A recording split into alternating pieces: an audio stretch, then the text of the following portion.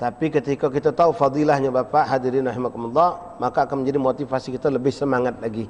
Ternyata di samping itu memang adalah kebutuhan kita, menjadi kewajiban kita sebagai muslim untuk menuntut ilmu. Sebagaimana Rasulullah SAW mengatakan, talabul ilmi fardhatun ala kulli muslim.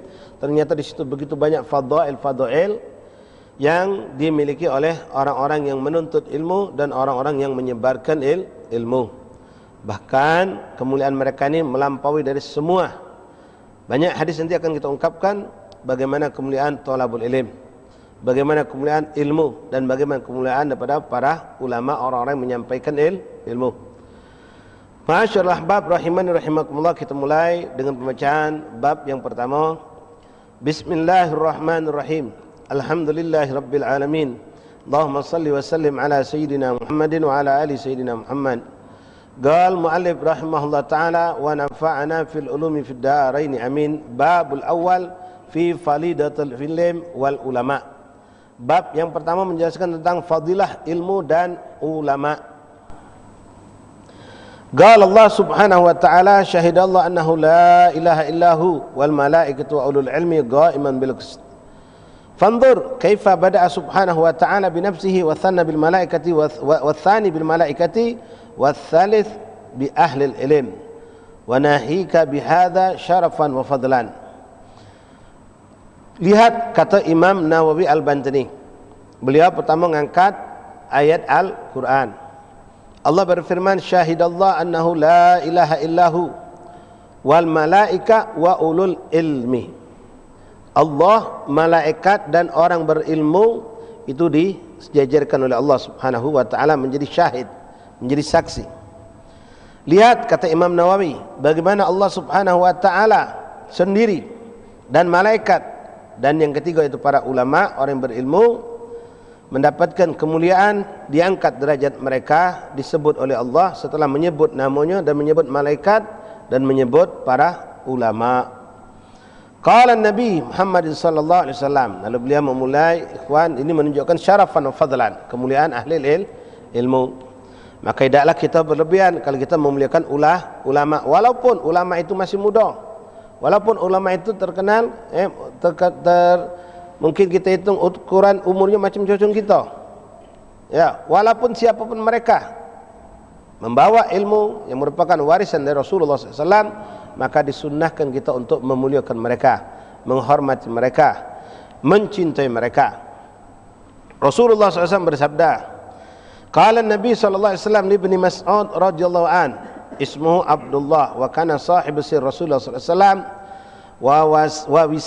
wa wisadatihi sallallahu alaihi wasallam wa na'alihi wa tuhurihi fi safari wa kana khafiful laham qasir jiddan nahwu dhira shadidul adam wa kana min ajwadin nas thawban wa atyabun nas raihan wa kana daqiqus saqain akhadha yajtani siwakan minal araq faja'alat ar-rih takaffahu fadhahikal qawm minhu faqala Rasulullah SAW lima tadhakun.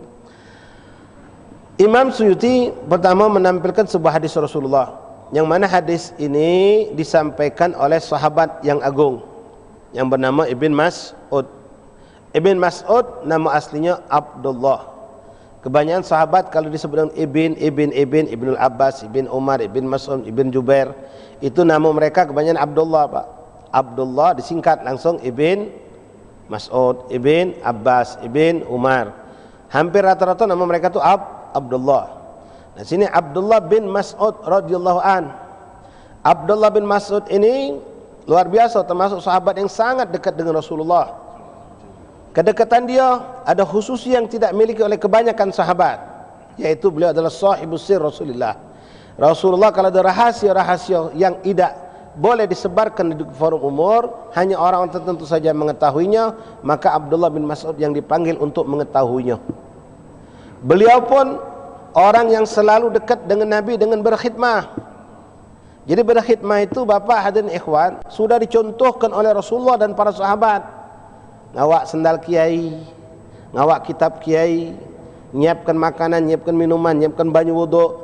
Bahkan zaman dulu baju tak pakai kantong, siwak pun dipegang oleh murid. Termasuk tugas Abdullah bin Mas'ud. Beliau tukang megang siwaknya Rasulullah. Beliau tukang nyiapkan air wuduk Rasulullah. Beliau tukang megang sendalnya Rasulullah. Ini kebanggaan Pak. Kita paling malik ke sendal kiai be.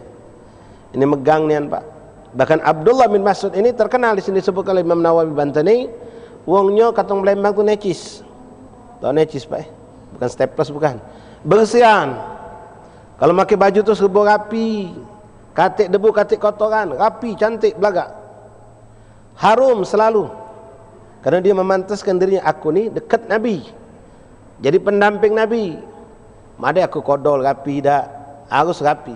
Memang hidup beliau seperti itu. Walaupun tidak duduk sama Nabi, beliau penampilan seperti itu. Berpakaian rapi, bersih, minyak wangi. Tapi kalau sudah bab memegang sendal Rasulullah, itu sendal Rasulullah begitu dibuka, tap langsung dimbeknya Pak. Dimbeknya, ditemukannya, masuknya dalam jubahnya. Sendal tu, nah macam ini Pak, masukin jubahnya, dipegang, dipeluknya sepanjangan. Sampai sahabat teriak, ya Ibn Mas'ud, tawassah taubak, kotor lagi baju kau. Benar beliau mengantuk Pak. Tapi apa kata Ibn Mas'ud? La, aku tak perlu dikotor. Yang penting telapak kaki Nabi nyambung ke hatiku. Sallu ala Nabi.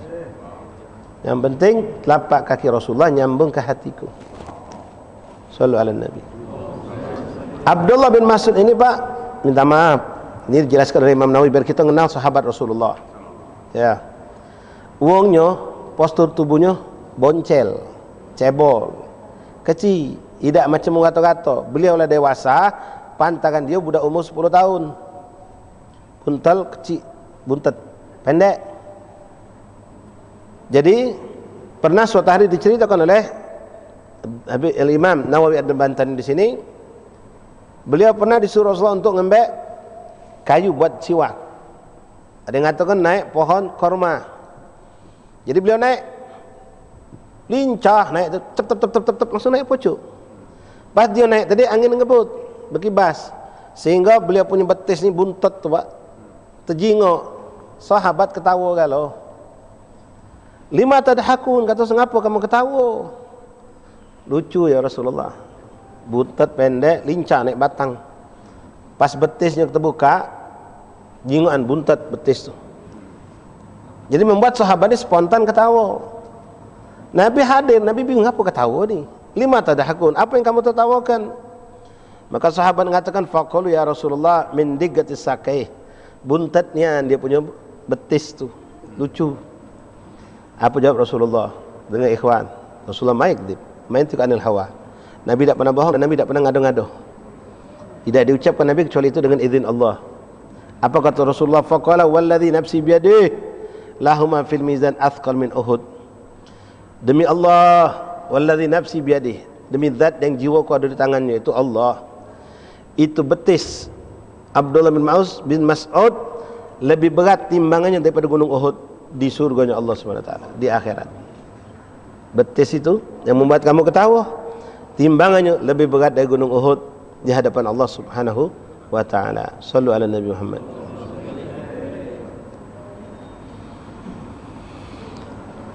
Nah, Abdullah bin Mas'ud radhiyallahu an, beliau menyampaikan ini hadis. Beliau ini sering kali diajak Rasulullah, dipanggil Rasulullah, dan pernah Rasulullah SAW mengatakan kepada sahabat, aku akan menyampaikan tentang orang-orang munafik yang ada di sekitar kita. Kan munafik ni tak kejinguan Pak. Zahirnya bergaul, berkawan sama kita, solat, melok di belakang Nabi, tapi hatinya mencaci Rasulullah. Kalau ada orang nak berperang, pecah iya nak melok, tapi pas perang dia berlari. Bahkan menggembosi biar Islam ini lemah. Munafik. Tak ada kecintaan kepada Allah dan Rasul. Cuma menampakkan kadang-kadang yang manis. Allah wa Rasul tak bisa dibudikan. Maka Rasul ngomong, aku nak menyampaikan siapa orang yang munafik yang ada di sekitar kita. Kadang-kadang tidak tahu Pak, orang yang selama ini bersama kita ternyata munafik. Maka yang dipanggil oleh Rasulullah SAW adalah Abdullah bin Mas'ud. Tapi nak kusampaikan sama sikap orang baik, tak nyebar ke umum tidak. Ya, panggil sikap orang Abdullah bin Mas'ud tadi.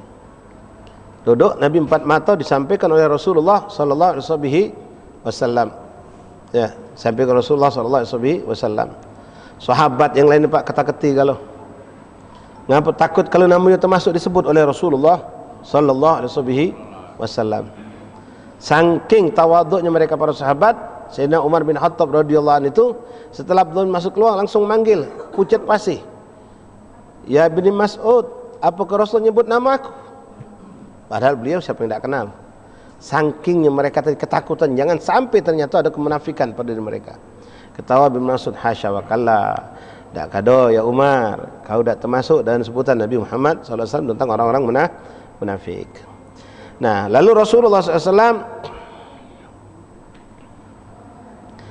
di sini disebutkan oleh Imam Nawawi di antara tugas Ibn Mas'ud itu wa yamshi ma'ahu wa amamahu bil 'asa wa yasturhu idza iltasala wa yukudhu idza nama wa yalbisuhu na'alai idza qama fa idza jalasa adkhalahuma fi dhira'ihi. Abdullah bin Mas'ud ini selalu menemani Rasulullah. Jadi kalau Rasulullah misal Pak nak qadail hajat dalam perjalanan, itu beliau membuatkan satir, muat penghalang biar orang tidak ada yang melihat Nabi SAW qadail hajat. Kemudian kalau Nabi nak mandi, beliau nyiapkan banyunya. Luar biasa. Luar biasa. Wa yuqidhuhu idza nama, dan kalau so tidur Abdullah bin Mas'ud bangunkannya. Kalau saya pesan bangun ke aku saat ini saat itu dibangunkan. Ini saking dekatnya Sayyidina Abdullah bin Mas'ud dengan Rasulullah SAW. Wa yalbasuhu na'alai idza qama. Nah, ya. Beda kita ni, tapi kita tak usah nak melok macam ini nian. Kita ni biasa kalau dah habaib kiai ustaz pergi di acara, pas nak balik kita langsung nyiap ke sendal, kita kapal ke, kita susun. Kalau orang-orang dulu bukan di kapal kenyo, ditamponya dulu. Kaki tu masuk lah tertapak baru lepas kenyo. Jadi dimasuk macam kita pakai ke sepatu anak kita. Itu wong dulu. Kalau kita nak ngelaku itu mungkin agak repot sekarang ni. Kita nyiap ke baik, ngebalik ke sendal baik sudah cantik, itu sudah khidmah. Yang jangan dianggap sepele masalah itu. Bahkan di pesantren itu dididik anak-anak santri itu bukan hanya untuk guru mereka, tapi untuk kawan-kawannya pun mereka lakukan itu. Jadi kalau kawannya masuk mushola, masuk masjid, ada beberapa santri yang nyiapkan nyusun sendal ngadep, kalau orang keluar langsung masuk kakinya, tidak pakai muter badan lagi. Khidmah, khidmah itu penting ikhwan. Kita hidup ini harus ada bagian kita khidmah untuk orang lain, berbuat kebaikan, terutama kepada guru, kepada orang-orang soleh, dan lebih utama dan tidak kalah penting kepada orang tua kita. Kita kadang-kadang khidmah sama kiai, sama habaib, guru kita junjung, tapi orang tua kita lupa ke kadang-kadang. Kalau suruh nyuci piring belagi kita. Kalau rumah kiai nak 2 losen kita cuci ke piring, benar bagus, tapi jangan cak itu. Rumah urusi juga orang tua kita, khidmahlah juga sama orang tua kita. Baik. Apa bunyi hadis tersebut? Rasulullah SAW berkata kepada Ibn Mas'ud, qala Nabi SAW li Ibn Mas'ud radhiyallahu an, ya Ibn Mas'ud, wahai Ibn Mas'ud, julusaka sa'atun fi majlisil ilm la tamassul qalaman wa la taktub harfan khairun laka min ataqa alaf ragabah wa nadaraka khairun laka min ataka alaf ragabah. Rasul ngomong sama Abdullah bin Mas'ud, wahai Abdullah bin Mas'ud, duduknya kau di majlis ilmu sesaat, nak setengah jam, 1 jam atau lebih, pokoknya duduk di majlis ilmu sampai Nabi ngatakan di sini, wala tamassu qalaman, kau tak megang pena.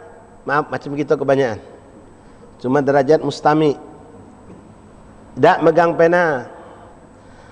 Wala tamassu qalaman wala taktub harfan, kau tak nyatat walaupun 1 huruf, tidak nyatat sama sekali, modal cuma mustami baik, dengar baik. Itu kata Rasulullah, khairun laka min ataqa alaf raqabah, lebih abdal daripada engkau memerdekakan 1000 hamba sahaya. Sallu ala Nabi Muhammad. Duduk ini sekarang nih, nyantai duduk, pasangin, kadang-kadang ada AC, ya, tak kata beban pak, duduk di majlis ilmu, cuma ngeluangkan waktu, bukan muang waktu, ngeluangkan waktu.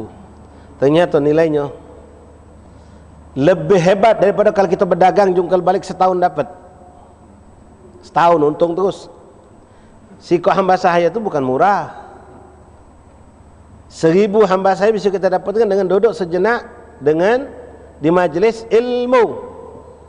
Sampai dijelaskan oleh Nabi, walam tamassul galaman, kau tak megang pena, kau tak catat satu huruf pun, ilmu tu tak kau ambil, cuma dengar baik, mustami. Itu yang kita dapatkan. Bagaimana dengan orang yang mencatat, menulis, bawa kitab, ikut mendengar, membaca, tentu dia dapat untung lebih besar lagi. Mustami ini ikhwan derajatnya derajat yang ketiga dalam urusan belajar mengajar. Rasul pernah mengatakan dalam sebuah hadis, kunu aliman, jadilah kau orang alim, kata Rasulullah. Ya Rasulullah telanjur sudah, tak pacak lagi kami nak mondok. Ngapa? Lah nak bercucung, lah kahwin, lah punya anak, tak pacak jadi orang alim, tak pacak lagi. Payulah. Sebenarnya kalau orang sungguh-sungguh bisa pak, tapi jangan cepat ngalim ke diri, langsung minta panggil ustaz, baru duduk di majlis 3 kali, modal pakai rida, tak dipanggil agak dulu. Ya, aliman, tak pacak jadi orang alim. Mbak derajat yang kedua. Au muta'alliman, kalau tak pacak jadi orang alim, jadilah melita lagi. Tersandar, ada sendiri enggak? Ini bapak kita ni di mana majlis ada itu, Bib Ali Al bin Hamid sendiri lagi tak boleh. Jazakumullah khair. Air minum kalau ada. Ada gelas, buka aja ni. Okay, ini. Jazakumullah khair. Kun aliman au muta'aliman, atau yang belajar. Nah, au mustami'an. Apa bedanya muta'alim sama mustami'? Sama-sama nuntut ilmu. Bedanya kalau mustami' itu macam kita sekarang pak, cuma dengar. Dengar ni kadang-kadang ada yang masuk sepapat, ada yang masuk separuh, ada yang masuk galau-galau. Tergantung mak mana kondisi konsekuen kita apa, khususnya kita apa tidak. Tapi kalau nyatat, megang buku, pena, ada kitab, itu insyaAllah ilmu tidak berlari, diikat. Kunu aliman atau muta'aliman. Nah muta'aliman tu yang mana? Muta'aliman tu kalau kita di majlis ni bawa buku, bawa pena. Kalau nak lebih jelas lagi, mereka para santri yang ada di pondok-pondok, atau mereka yang duduk di madrasah yang belajar ilmu agama walaupun tidak nginep di pondok, balik, datang lagi balik, macam banyak. Di Palembang ini yang diadakan seperti madrasah semi pesantren. Sebelum maghrib datang, balik jam 8:30 balik ke rumah. Pagi sekolah umum. Ya, itu muta'alliman. Kunu aliman au muta'alliman au mustami'an. Dak pacak juga. Ai bib dak kuau lagi megang pena. Nak awak kitab rasanya repot gino. Pacak hadir jadilah. Payu, terima kasih. Berarti masuk kelompok mustami' yang ketiga. Nah kalau mustami' dah pacak juga, zuhur dah pacak ke masjid, dah pacak ke langgar. Apa pak dah hadir? Aku dah kuat babe kalau malam mentu angin. Sudah, tapi aku dengar dari corong masjid uji kiai tadi. Pas tahlil masjid ada dia. Tahlil masjid ada, majlis taklim dah pacak je dia. Nah kacau juga bapak. Beda sugonannya, kalau majlis ni katik sugonan. Ala kuliah kita husnuzon, mungkin pas malam itu lagi semangat dia. Mustami, tak baca juga jadi mustami. Ya sudah, lauzo ni. Apa? Tak baca datang. Yo Habib tu pula muka majlis habis maghrib, kami baru balik di kantor, kamu baru balik di pasar. Nyala ke kita dia. Ngapa buka majlis habis maghrib? Nah, sudah kita ngomong ada habis isyak kedaluan babe. Habis isyak kedah keluar, habis maghrib baru balik capek. Jadi nak kendak dia. Nak melok kendak dia. Mustami'an, menjadilah pendengar. Kalau tak baca juga muhibban atau mencintai 3 kelompok ini. Cintai ulama, cintai talabul ilm, cintai orang-orang yang duduk di majlis.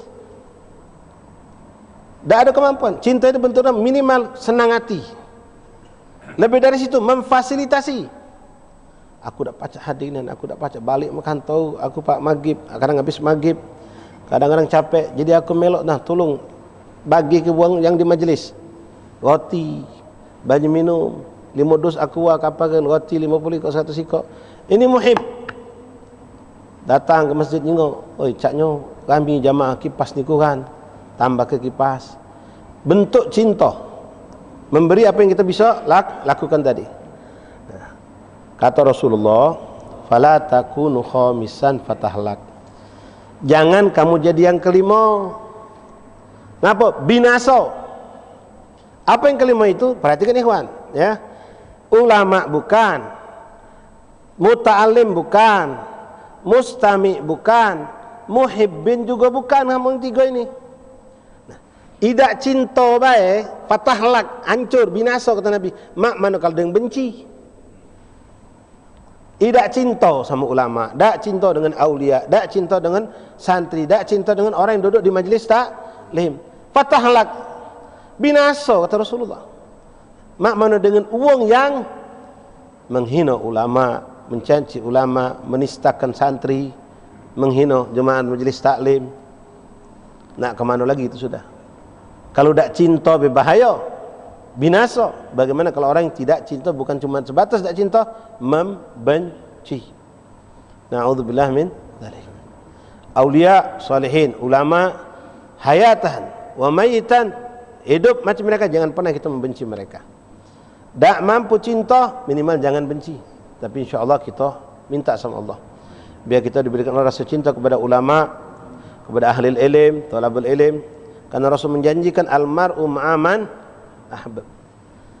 Itu yang tak apa-apa, kata apa-apa ini pacak berkumpul bersama orang-orang yang soleh, para aulia dengan modal cinta. Taib. Itu hadis yang disampaikan Rasulullah kepada Abdullah bin Mas'ud. Lalu Rasul mengatakan lagi, wa nadharuka ila wajhil alim khairun laka min alfi fras tasaddaqta biha fi sabilillah. Alhamdulillah memang ni Pak, walaupun mungkin kalau ustaz tu banyak, nah dikatakan alim ni memang tak pula banyak, tapi ada ulama-ulama gitu yang berdakwah istiqamah, ilmunya cukup luas, ada Pak, ulama alim. Ya, tidak semua ustaz kita katakan ulama, walaupun ustaz itu juga menyebarkan ilmu. Kalau alim ulama pasti ustaz. Nah, Rasul ngomong, wa nadharuka ila wajhi alim, dan engkau memandang wajah ulama, khairun laka, tapi memandang dengan rasa cinta Pak. Abu Jahal, Abu Lahab itu memandang wajah Rasulullah, tapi tidak dapat apa-apa, bahkan kehinaan mereka dapat, karena memandang dalam bentuk kebencian, memandang yang disertai dengan kebencian.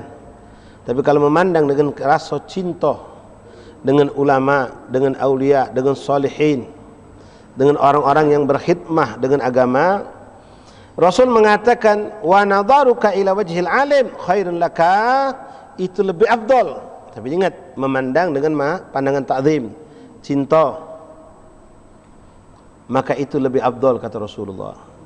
Dari apa? Min alfa firas tasaddaqta biha fi sabilillah, daripada engkau berinfak membeli 1000 kuda perang, kau berikan kepada pasukan Islam untuk digunakan dalam perang di jalan Allah. Kuda Pak, lebih mahal dari unta, lebih mahal dari sapi. Kuda perang pula lebih afdal. Cuma modal apa ikhwan? Memandang wajah orang alim. Makanya kalau kita dapatkan ada orang-orang alim, orang soleh datang, apalagi mereka punya majlis taklim, datang duduk, jangan di belakang, maju ke depan biar pasal nyelik, belum bisa melihat.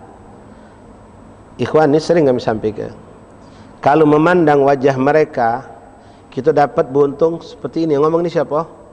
Rasulullah. Bagaimana dengan mereka yang memandang wajah kita? Alangkah beruntungnya kita. Sahabat memandang wajah Rasulullah, Allahu Akbar. Sering kita baca hadis, sahabat mengatakan, ra'aitu Rasulullah, aku melihat Rasulullah begini dan begitu. luar biasa. Pandangan mereka tak bakal sia-sia, mata mereka diharamkan Allah dari api neraka. Apalagi mereka memandang Rasulullah dengan cinta. Tapi lebih hebat dari situ, lebih mulia dari situ, Rasulullah memandang kepada mereka. Ini yang kita harapkan.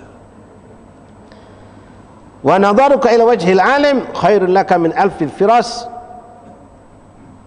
tasaddaqta biha fi sabilillah. Wa salamuka 'alal alim khairul laka min ibadah alfi sanah. Dan salam di sini maknanya, ya kita lihat apa yang dikatakan oleh Imam Nawawi Al-Bantani. Apa salam, ucapan salam atau bersalaman? Namun kalau bersalaman itu dalam bahasa Arab musafahah. Wassalamuka 'alal alim khairul laka min ibadah alfi sanah, kata dzakarul Hafidz Al-Mundhir fi Durratit Yatimah. Dan engkau berucap salam kepada orang alim itu lebih afdal daripada ibadah 1000 tahun. Sallallahu alaihi Nabi. Mengucap ke salam, cuma mengucap ke salam, cuma memandang, duduk, dengar. Baca dapat segala ini Pak. Dalam satu majlis kita dapat segala. Memandang dapat, duduk di majlis dapat, melihat dapat, mendengarkan ilmu juga dah dapat, salam pun dapat. Alangkah besarnya fadilah duduk di majlis taklim. La ilaha illallah Muhammad Rasulullah sallallahu alaihi wasallam.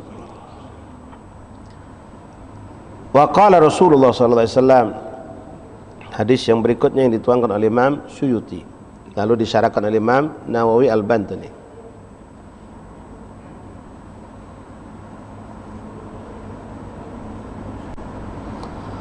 Imam Nawawi mengatakan sebuah hadis dari Sayyidina Umar bin Khattab radhiyallahu an. An Umar bin Khattab radhiyallahu an qala sami'tu Rasulullah sallallahu alaihi wasallam yaqul man masya ila halaqatil alim kana lahu bi kulli khatwatin 100 hasanah fa idza jalasa indahu wastama'a ma yaqulu kana lahu bi kulli kalimatin hasanah. Kadza dzakara Nawawi fi Riyadhus Shalihin. Imam Nawawi Ad-Damsyiki dalam kitab Riyadhus Shalihin, kitab hadis yang terkenal, mengangkat sebuah hadis dan dinukil oleh Imam Nawawi Al-Bantani. Datang dari Sayyidina Umar bin Khattab radhiyallahu an. Sayyidina Umar pernah mendengar Rasulullah bersabda, qala sami'tu Rasulullah. Masyaallah, aku mendengar Rasulullah. Alangkah mulia telinga sahabat dengar ucapan suara agung Rasulullah. Ya Rabb, mudah-mudahan Allah tidak haramkan kita untuk bisa mendengar suara baginda Rasulullah, untuk mata memandang baginda Rasulullah.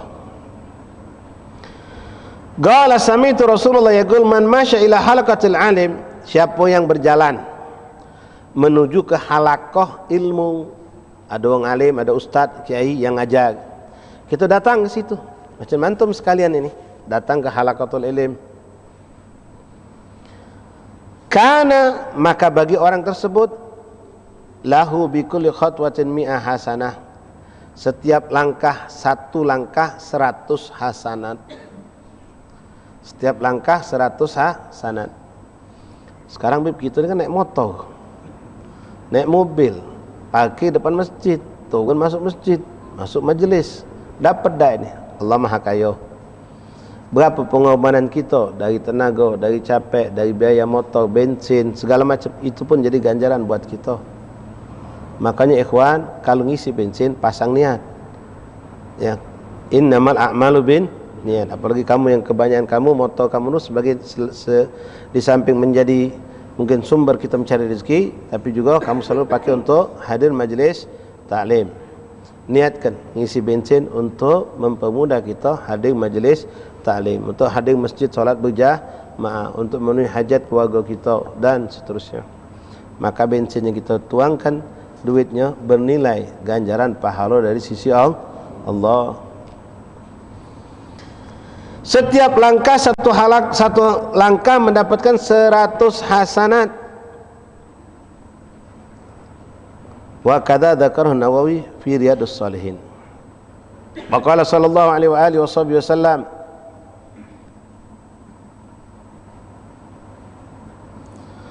Faqih ay alim bi ilmi syariah. Wahid mutawarra ay mutakallim bi tarkil maharim wa huwa mubtadi' fi dhalika ashaddu 'ala syaitan min alfi 'abid mujtahid ay fi ibadah jahilun bi tarkil maharim fa huwa mubtadi' fi dhalika ashaddu 'ala syaitan min alfi 'abid mujtahid fil ibadah jahil ay bima yatra 'alaihi wara' ay tarikul maharim fa huwa muntahi fil kaf. Rasulullah mengatakan faqih wahid mutawarri, seorang yang faqih, artinya menguasai ilmu agama, faqih, tapi bukan cuma alim, mutawarri, punya sifat warok, tak sembarangan Pak. Ini yang banyak hilang dari kita. Makanya ulama dari dulu, Imam Ghazali mengatakan, Imam Abdul Haddad mengatakan dalam kitab mereka, orang alim banyak, tapi yang mengamalkan ilmu tidak banyak. Orang yang alim berilmu mengamalkan ilmu banyak, tapi yang punya sifat warok tidak banyak. Sifat warok ini dimiliki harus oleh siapapun kita, terutama kalau dia ingin dekat kepada Allah, orang alim, orang soleh. Warok artinya berhati-hati Pak, tak gampang-gampang asak mbek asak masuk. Dulu sahabat pernah bercerita, dijelaskan dalam kitab Risalatul Mu'awana Imam Abdullah Al-Haddad, dihadapkan kepada kami ada 70 perkara, anggaplah makanan Pak, 70 potong roti. Lalu dikatakan, hati-hati, dari 70 ini ada sikok yang haram, 70 yang sikok haram, artinya 69 halal. Apa kata sahabat? 70 itu kami tinggal ke galau. Ngapa? Takut kena yang sikok tadi.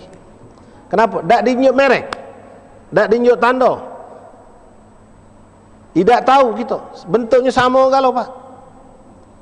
Hati-hati, salah sikok dari 70 ini, dari 40 ini ada yang haram sikok. Kalau orang punya sifat warok, biarlah aku lapar daripada terkena kaget sama yang haram. Kalau kita dah kada terkena yang haram, 70 ini nih sikok haram, berani kita ngambil Pak, berani kita ngambil. Bahkan orang zaman kita dikatakan ini ada 40 makanan, dari 40 ini yang halal cuma sikok, balikannya 39 haram, masih nak nyoba Pak. Kalau dapat jadi kita. Kalau orang dulu 40 itu haram, halal, yang 40 itu halal, sikok yang haram, 70 itu halal, sikok yang haram, tak berani nyenggol, tinggal yang takut terkena. Orang dulu Pak, salaf itu waroknya luar biasa. Dia miara kambing, dipiaranya, tak pernah dikeluarkannya. Makanan rumput dicarinya, diupakannya, belinya, atau dari kebun miliknya dewek, rumput dinjuknya makan. Suatu hari dia kaget, nyingok kandang kambing ini terbuka, carinya, tak kati, mentu kambing tadi. Jauh dia nyari, sampai siang hari baru ketemu. Pas sudah dapat Pak, langsung panggilnya, siapa nak kambing ini, mbeklah. Siapa yang nak kambing ini, mbeklah. Berebut orang. Ngapa Pak kambing tunjukkan ni? Tak suci lagi dia mentu tu, mungkin ngelaju ke rumput tetangga, kembang tetangga, pagar tetangga. Aku khawatir dia sudah makan yang bukan dari milik aku. Khawatir Pak, belum nyingok dia tu, cuma khawatir baik. Namanya kambing, tak boleh nyingok hijau lah. Laju, aku khawatir kambing ni sudah makan rumput tetangga, kebun tetangga, tanaman tetangga. Jadi baiklah kamu, tunjuk ke orang. Kita semangat nangkapnya. Ya, lah dengan tunjuk cak tiap hari galak kita. Nah, orang punya sifat warak. Banyak contoh warak tu, nak hati-hati ikhwan. Kamu pakai sendal, masuk dari pintu situ, ya, sendal baru, bagus. Namun sendal kita ni ada 1,000 kok di luar sana dijual. Boleh jadi yang malam ini datang punya ada 4 wong sama sendal jak kita. Muka sendal di situ kita. Masuk semayang. Pas selesai solat nak balik jengok dah katik sendal kita. Noleh ke kiri ada di pintu ujung situ. Kalau punya sifat warok, kaget dulu ini sendal aku apa bukan. Kenapa? Aku nagok di sini. Pacak pindah ke situ boleh jadi sendal wong lain. Kenapa? Sendal ini dijual di toko. Tunggu kenyok Pak. Nak sabar memang Pak sifat warok ni. Jangan terlaju sama yang haram. Sampai dipastikan katik lagi orang di masjid, baru dia pacak pastikan ini sendal aku nian.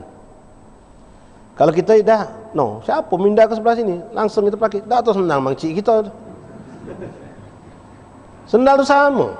Boleh je. Kalau punya sifat warok, kalau tak galak sabar nunggu tinggalkannya, balik dia. Nyekel.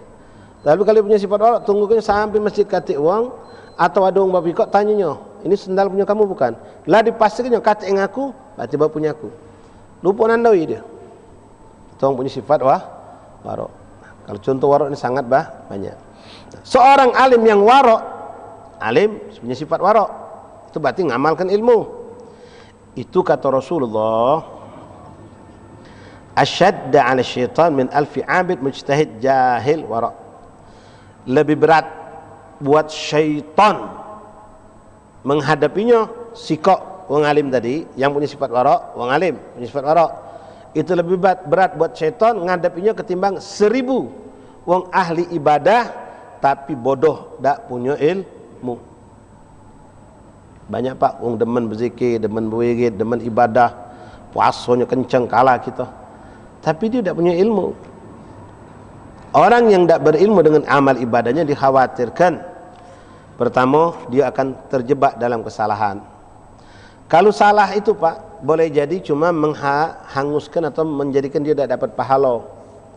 Tapi boleh jadi yang kita khawatirkan menimbulkan juga dosa. Bukan cuma tak dapat pahala, nimbul ke dosa. Contohnya sering ikhwan dengar kayaknya. Ya. Bulan Ramadan kemarin ada budak sikok semangat. Oh, Ramadan dari malam pertama sebelum isyak lah duduk di sop depan. Idak di belakang imam dia. Oh, dengan sejadahnya, dengan akiannya, semangat di ibadah. Tapi tak punya ilmu. Satu malam dia tadi terlambat. Adalah hal di luar, tak usah kita cerita ke panjang cerita. Pas terlambat sampai ke masjid, orang selesai solat isyak. Selesai solat isyak, dia belum solat isyak. Pas masuk as-salatul jami'ah, salatul jami'ah, salatul tarawih rahimakumullah. Nah kau, aku belum solat isyak, orang nak mulai tarawih. Tapi dia pantang tinggalan sop depan, langsung ngobos. Sudah main tarawih dulu, kaget isyak di rumah baik je dia. Penting orang tengok aku tarawih di sop depan. Tap semayang di sop depan. Selesai Pak 23 bukan 11. Sejuz Quran pula. Lama ni tercancang. Balik ke rumah, selesai mentang sejadah. Main isyak.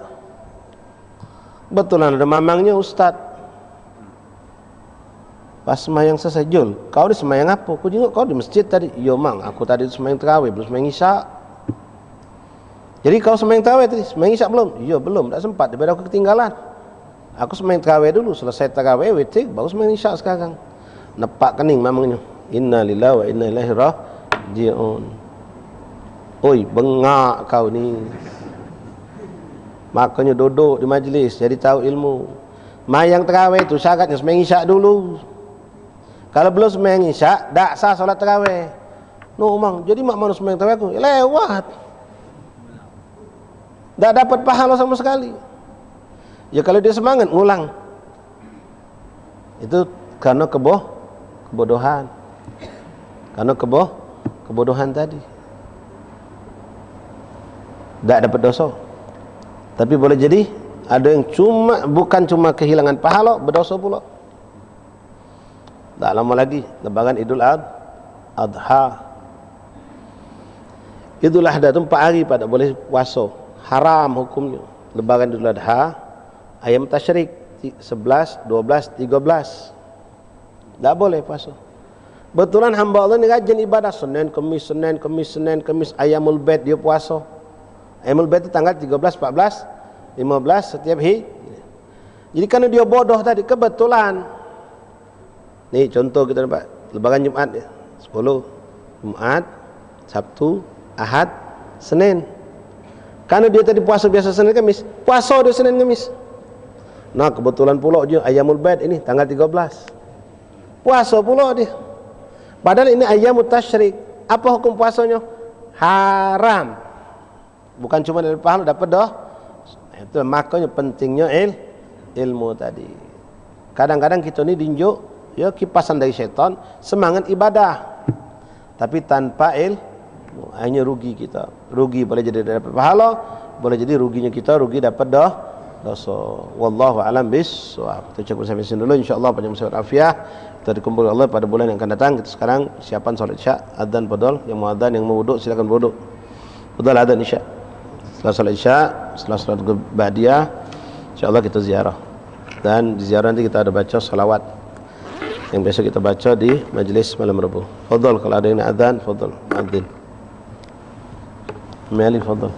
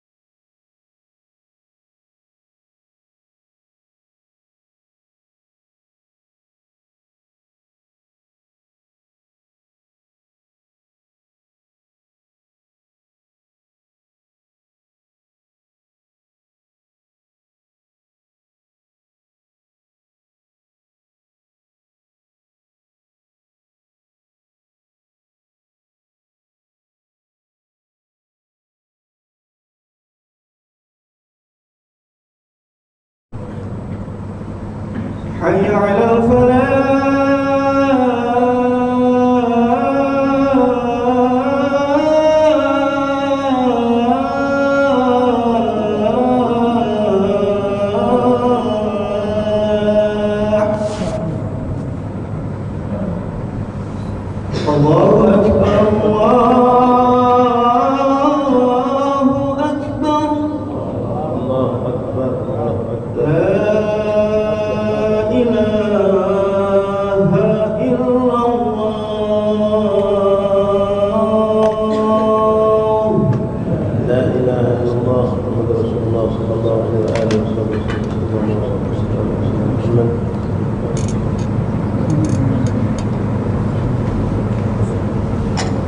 اللهم رب العزة تم السلام